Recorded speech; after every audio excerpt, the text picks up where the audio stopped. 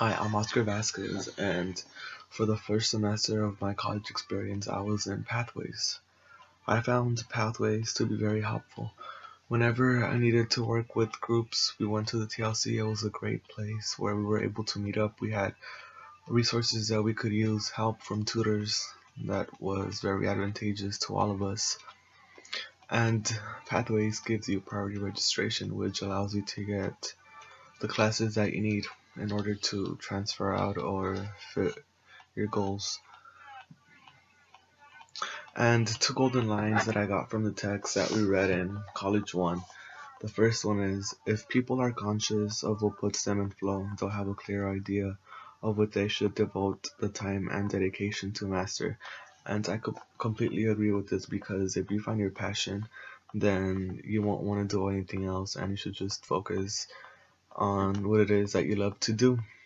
Another golden line that I found from one of the texts that we read was, uh, mastery often involves working and showing little improvement, perhaps with a few moments of flow pulling you along, then making a little progress, and then working on that new, slightly higher plateau again.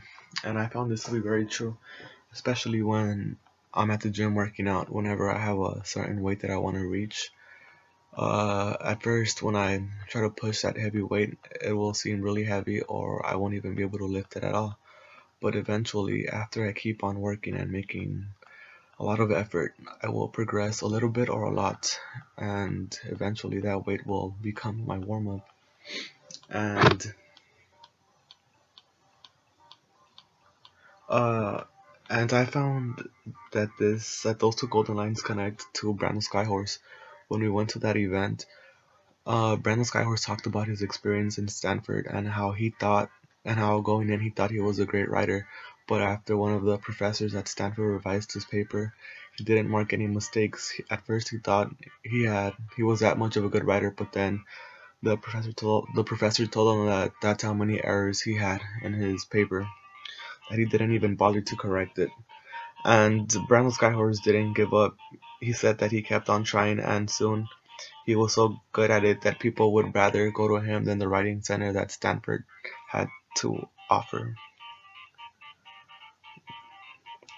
And a reference from the two golden lines that connects to the RJs is from Hector.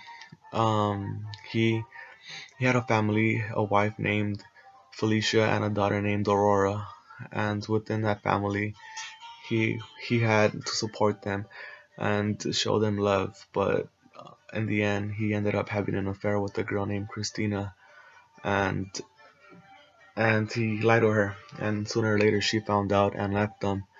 And then he got a job working for a construction company, and they got him into some issues that led him with the cops, and then he was gonna lie again in order to not get deported, but he was tired of it, and he wanted to make a change, and with little effort, he told the truth, and his life began to change, because every time he lied, he would always get into trouble.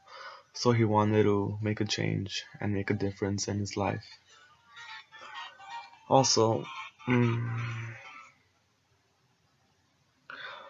also working in groups, I have learned it to be very helpful, especially when the work you're given is a lot. When you work in groups, the work is splitted evenly, and if you don't understand something, another group member can help you, and when you all work together, the work gets done a lot faster.